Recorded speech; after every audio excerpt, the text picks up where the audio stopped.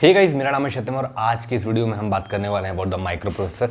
Micro processor के काफ़ी सारे वीडियोस मैं ऑलरेडी डाल रखा हूं, बट अब जो मैं स्टार्ट कर रहा हूं वो आर्किटेक्चर पे बात करूंगा। शॉर्ट वीडियोस में आपके साथ शेयर करूंगा। ठीक है, शॉर्ट वीडियोस में होंगे, हर एक वीडियो में एक अलग कॉन्सेप्ट होगा। लाइक अगर बात करता हूं तो what is the basic difference between program and data और प्रोग्रामिंग में क्या डिफरेंस होता है, रजिस्टर्स क्या होते हैं, हर एक सेपरेट वीडियो में मैं एक कॉन्सेप्ट आपको लेकर के आऊँगा और उसमें पूरा का पूरा जो हम डिस्कशन करेंगे वो करने वाले हैं किसके बारे में, वो करेंगे about the architecture of an microprocessor. Architecture of microprocessor की अगर बात करता हूँ तो बहुत सारे लोग ये बोलते हैं कि सर हमें कॉलेज में 8085 8086 माइक्रो प्रोसेसर पढ़ाया जाता है, बट करंट सिनेरियो की अगर हम बात करें तो हम इंटेल के i5 i6 i7 कोर हैं, i9 कोर आ चुके हैं। उसके बाद AMD के प्रोसेसर्स हैं, राइजन के प्रोसेसर। हम ये सब प्रोसेसर को क्यों नहीं स्टडी करते हैं, हम इंटेल 8085 या 8086 माइक्रो प्रोसेसर की तरफ क्यों जाते हैं? तो देखो यार, ऐसा है कि यहाँ पे जो सीन क्रिएट बनता है वो ये है कि जब आप बेसिक्स माइक्रो प्रोसेसर पे एक अच्छा कमांड रखोगे तो आगे चल करके आपको काफ़ी ज़्यादा हेल्प मिलेगा। क्यों? क्योंकि जो इंटेल है, इंटेल ने जो मैन्युफैक्चर किया था फर्स्ट कॉमर्शियल माइक्रो प्रोसेसर, जिसे पूरा मार्केट में लॉन्च किया गया था, और आज के टाइम पे भी इंटेल 8085 माइक्रो प्रोसेसर के काफ़ी सारे अलग अलग वेरिएंट्स में उसके आर्किटेक्चर को यूज़ किया जाता है।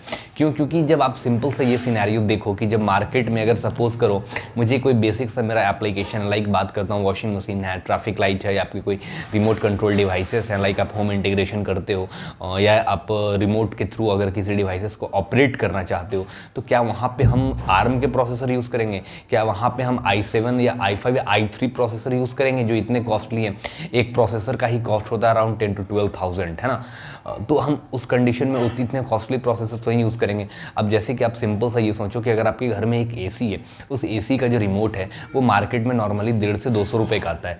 अगर हम वहाँ पे अगर हैवी प्रोसेसर, या चलो मैं इंटेल की बात नहीं करता हूँ, अगर i7 i5 में नहीं भी जाऊँगा, अगर मैं नॉर्मल पेंटियम का भी प्रोसेसर यूज़ करूँगा वो भी काफ़ी ज़्यादा कॉस्टली जाएगा। तो due to the high cost, क्या आपको लगता है कि वो 200 के कॉस्ट में आपको माइक्रो प्रोसेसर बेस्ड आपको जो माइक्रो कंट्रोलर उसमें यूज़ होगा वो मिलेगा? नहीं मिलेगा। क्यों? क्योंकि काफ़ी हाई कॉस्ट होता है। वहाँ पे जो हम यूज़ करते हैं वो यूज़ करते हैं इंटेल का जो हमारा फर्स्ट कॉमर्शियल, दैट इज 8085 के आर्किटेक्चर को। हाई, आप ये बोल सकते हो अगर आप माइक्रो कंट्रोलर या उसको देखोगे माइक्रो प्रोसेसर को, तो वहाँ पे जो 8085 आपको लिखा हुआ नहीं मिलेगा। क्यों? क्योंकि इंटेल क्या करती है कि जो भी उसके माइक्रो कंट्रोलर पुराने हो चुके हैं, लाइक 8085 है, 8086 है, 8144 हैं आपके माइक्रो कंट्रोलर, है ना? तो ये सब माइक्रो कंट्रोलर के आर्किटेक्चर को वो क्या करती है, शेयर करती है, वो है ना, वो क्या करती है, मार्केट में परचेस करती है, बेचती है ना? तो क्योंकि माइक्रो कंट्रोल जैसे आप इंटेल जैसे i7 का आर्किटेक्चर इजीली नहीं अवेलेबल होंगे यूट्यूब पे या फिर आप कहीं भी देखो। क्यों नहीं अवेलेबल होंगे? क्यों? क्योंकि वो जो इंटेल है, इंटेल एक क्लोज सिस्टम है। जैसे कि बोलते हैं ना कि हमारे पास ओपन सोर्स सॉफ्टवेयर है या क्लोज सॉफ्टवेयर है। लाइक जैसे कि अगर बात करता हूँ तो जैसे आप आर्डिनो यूज़ करते हो, तो आर्डिनो क्या है? आर्डिनो एक आपका ओपन सॉफ्टवेयर है, कोई भी इसे इजीली यूज़ करता है। गिटहब है आपका क्या, ओपन सोर्स सॉफ्टवेयर है ना? और अगर बात करता हूँ जैसे कि आप अगर मैटलैब वगैरह में जाओगे तो मैटलैब हो गए, ऑटोकैड हो गए, ये सब Altium डिज़ाइनर हो गए, ये सब सॉफ्टवेयर क्या है? ये सारे सॉफ्टवेयर जो है ये एक क्लोज सिस्टम है। मतलब कि अगर आपको यहाँ पे यूज़ करना है तो उसके लिए आपको कंपनी को चार्ज पे करना होगा, है ना? तब जा करके आप क्या कर सकते हो, इसे यूज़ कर सकते हो, अदरवाइज आप यूज़ नहीं कर सकते हो। उसी तरह से सेम हमारा फंडामेंटल जो होता है, जो कि अगर हम बात करेंगे इंटेल के प्रोसेसर के साथ, तो वो उसके साथ भी यही चीज़ है। तो अभी इंटेल से आगे निकल रहा है, दैट इज कॉल्ड, हम वो जानते हैं, that is called ARM processor. ARM processor अभी काफ़ी ज़्यादा मार्केट में आगे निकल रहा है as compared to Intel. Intel के एक टाइम आने के बाद इंटेल और से आगे ही निकलेगा आर्म के प्रोसेसर। क्यों? क्योंकि आर्म का जो भी प्रोसेसर है, जो भी कंट्रोलर हम यूज़ करते हैं, वो सारे क्या है, ओपन सोर्स हैं। ओपन सोर्स मीन्स क्या है, इसके आर्किटेक्चर वगैरह इजीली अवेलेबल है। आप इसके आर्किटेक्चर की हेल्प से खुद का एक प्रोसेसर डिज़ाइन कर सकते हो, बट आप इंटेल का चाहोगे तो नहीं कर सकते हो। वाई?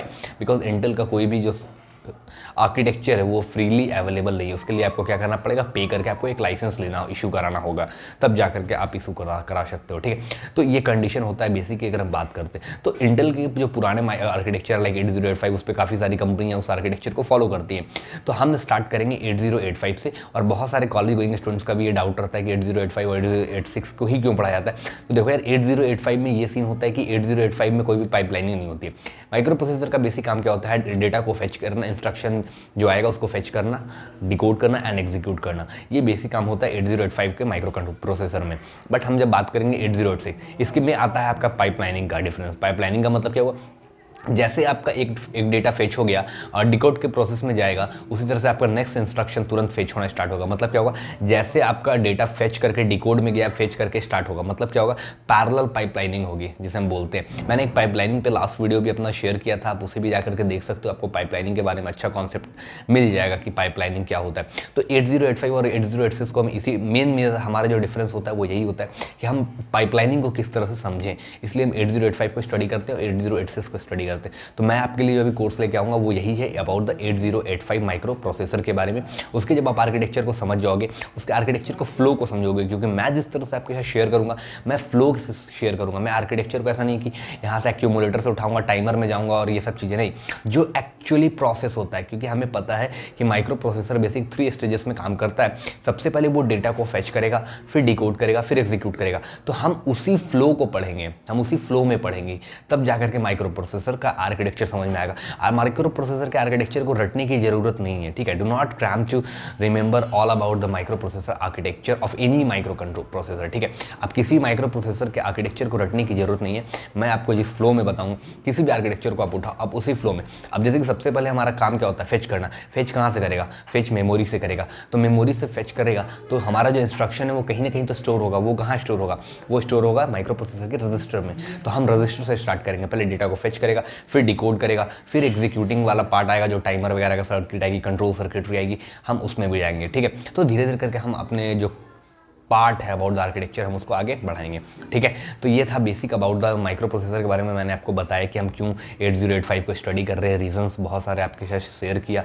आशा करूँगा आपको पसंद आएगा और नेक्स्ट वीडियो से मैं आर्किटेक्चर पे स्टार्ट करूँगा। अबाउट द डेटा क्या होता है, प्रोग्राम क्या होता है, रजिस्टर्स क्या होते हैं, कितने तरह के रजिस्टर होते हैं, जनरल पर्पस रजिस्टर्स कैसे हम डिफाइन करेंगे, क्या होता है जनरल पर्पस रजिस्टर, कहाँ यूज़ होता है, स्पेशल पर्पस रजिस्टर का क्या मतलब होता है, डेटा बस क्या होता है, सिस्टम बस क्या होता है, एड्रेस बस क्या होता है, इन सभी पे भी हम क्या करेंगे, डिस्कस करेंगे। बिट के बारे में समझेंगे, बहुत सारे एप्लीकेशंस पे बात करेंगे। तो चलो मिलूंगा अगले वीडियो में, तब तक के लिए goodbye, take care, thanks for watching this video, thank you very much.